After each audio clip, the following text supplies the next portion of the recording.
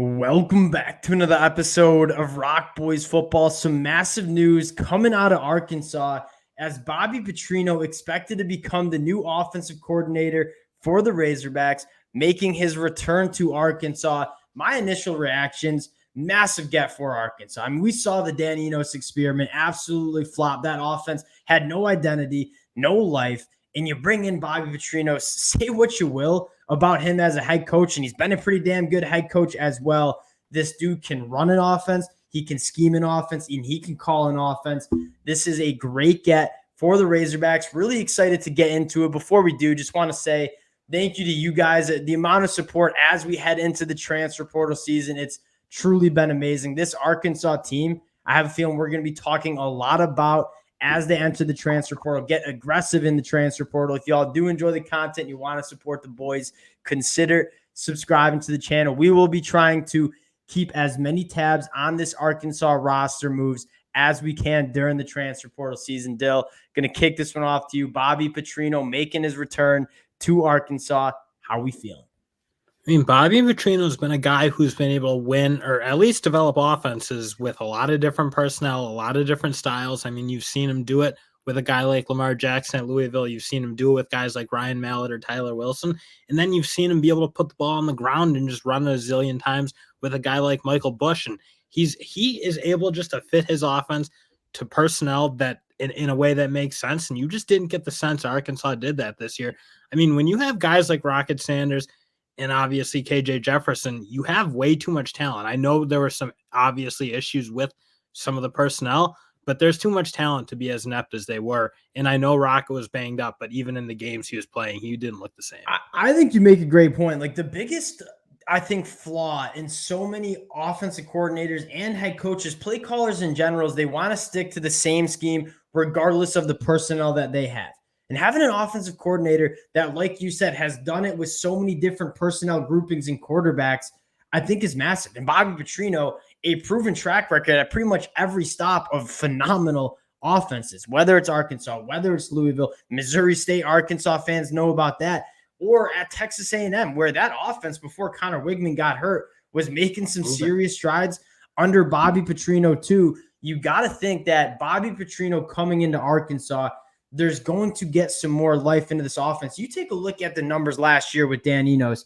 My biggest problem with this Arkansas offense, there was no identity, right? In previous years, this identity is we're going to run the football, we're going to be physical along the line of scrimmage, and we're going to kind of have that hard-nosed identity that Sam Pittman wants for this program. 23.9 points per game, that was 83rd in the country. 4.4 yards per play, that was 120th. The glaring numbers, 3.6 yards per rush, that was outside of the top 100. And KJ Jefferson was getting sacked 13.5% of his dropbacks. That was 132nd. This offensive scheme for Arkansas last year in 2023 kind of lost that physicality, and you're thinking Bobby Petrino might be able to bring that back a little bit. And frankly, I think a lot of it too is you have a guy like KJ, you can be a little more creative and try to cover up for some of the ineptitude up front. And the offensive line was bad. And when we get to the portal, we're obviously going to get to that and making some changes. But when you have a guy like KJ Jefferson, who's that athletic, who can throw the ball pretty effectively, it feels like you should be able to do something other than just try to drop back and throw it, which I know that's what Enos wants to do. That's how he's developed quarterbacks in the past. But when you don't have the offensive line to do it, you can't try to do it over and over and over and have him take those hits and take those sacks. They just didn't really do anything to, again, mitigate what they didn't have, which was a great offensive line, something Arkansas had obviously been very accustomed to having. And I know another thing that comes to my mind is not only do you have just a lot more confidence that this offense is going to look much better under Bobby Petrino, again, a proven guy that with all sorts of offenses is able to score points, having a former head coach that has had a lot of success is also massive. Like at the end of the day, we forget Sam Pittman. This is his first head coaching job. It's a massive head coaching job for Sam Pittman. Having a guy like Bobby Petrino to lean on, who has a ton of experience as being the head guy, I think also going to be massive for this Arkansas program moving forward. Now, Dill, I do want to get into what needs to change for this Arkansas offense to have more success than we saw in 2023. I'm going to give you the T-box here. What are we thinking? I mean, it's so obviously the offensive line, and with Sam Pittman, you kind of just expect that. You roll it out, you're gonna play good up front, you're gonna be able to be physical.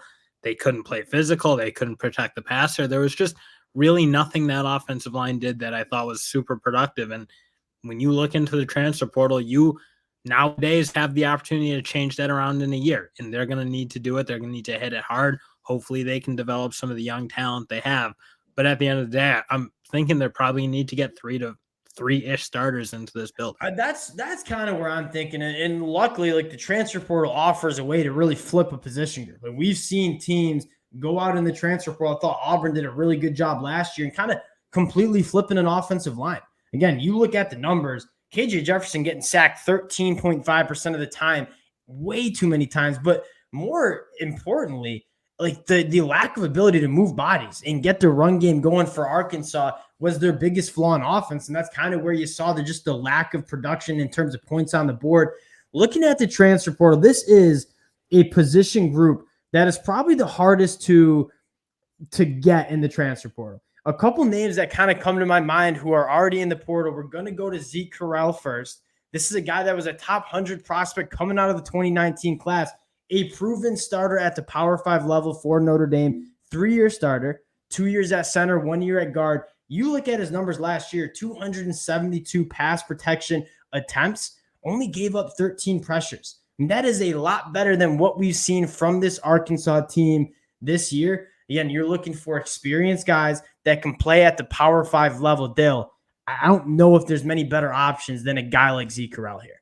And frankly, that's the type of guy you're going to need to hunt down. I think you're going to need to try to get guys who are third, fourth graduate type players because you're going to need them to play now, and you're going to need them to be able to like adjust into the new scheme, whatever that's going to be. And you need like guys who are smart and know what they're doing. So that's who you got to look for. I mean, obviously what you mentioned, the hard part about that is that a lot of teams want that. It is hard to fill your 5-man rotation with 5 really good players, but Arkansas, one thing they have going for them is Sam Pittman has had a history of getting guys drafted at that position, and they've typically been really, really good. So I don't think it's impossible. I don't think you look at Arkansas like maybe a team like Florida that has very little history of developing talent at that spot. You do have, it is Pittman's identity. I know it failed him last year, but that is what he wants to do. You know Pittman's going to be able to get the big bodies to come to Arkansas. And if you're Arkansas, you're pouring your resources into the transfer portal to grab offensive linemen. Again, this is probably the most important unit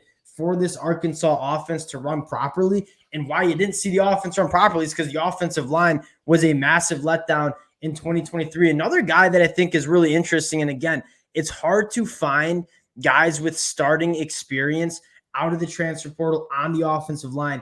A guy like Spencer Brown, who started 12 games at left tackle for Michigan State on 400 pass blocking attempts, only gave up 15 pressures.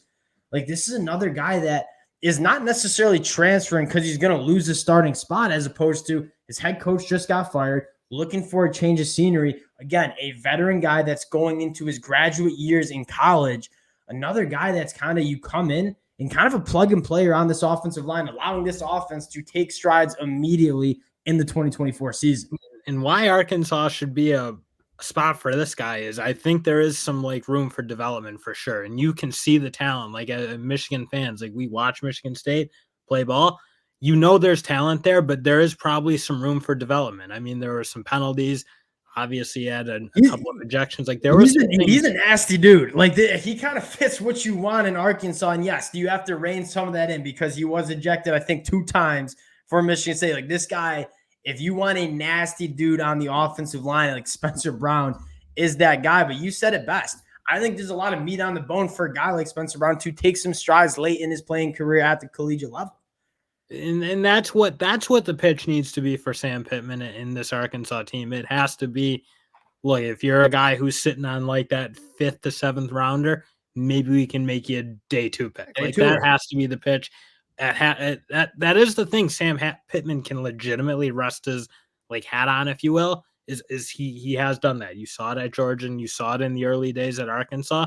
You should see it again this year. They got to get this type of guy in. And one other position group that I'm looking at on the offensive side of the ball to just get a little bit more juice. And I thought they did an all right job last year going to the transfer portal and going and getting some guys off the beaten path, right? You go and get Tesla from the Division II level, Andrew Armstrong from the Group of 5 level, guys that you might have not been familiar with, but have kind of played some good ball. I thought Tesla and Andrew Armstrong were playing some good football for Arkansas. Another guy on my radar here, Deion Burks from Purdue. Purdue had an horrible offense. Again, as Big Ten guys, we've watched a lot of Big Ten football. Purdue struggled to move the football, but when they did have success, a guy like Deion Burks, the football was in his hand. You take a look at his numbers, over 600 receiving yards at Purdue. Again, an offense that really couldn't move the football. Dynamic with the football in his hands. A guy that can work out of the slot, give you some explosive plays. At the wide receiver position, like there's not going to be an absence of talent in the transfer portal. And I think Arkansas could benefit from getting a difference maker at that wide receiver position heading into 2024. Well, that's kind of a key for me. And the key word I take away is dynamic. They had big bodies who could stretch the field a little bit and make like kind of be your normal outside receiver, but it didn't feel like they had a guy who really dominated the middle of the field particularly well. And especially when you can't hold up in pass protection consistently enough, it does help to have a guy in the slot you can get the ball out to quickly and have them make plays. I did think that was one possible hole because you just had big giants at Arkansas, and the Giants were good. Armstrong, I thought, was really, really good. But I do think, especially for a guy like Bobby Petrino, who likes to be able to use some weapons in different ways, I think you probably do want to target some guys who, again, can play out of the slot and be a little more versatile than what they have. If I recall, I mean, you have some like Luke Haas, true freshman tight end. I know he dealt with some injuries. Like there's some bones there on the offensive side of the ball, some playmakers. You said it best. And I kind of, when I threw in Deion Burks, it was more like I like the player, but you kind of sold me on the fit. Like a lot of guys that are really tall, good at the catch point for Arkansas.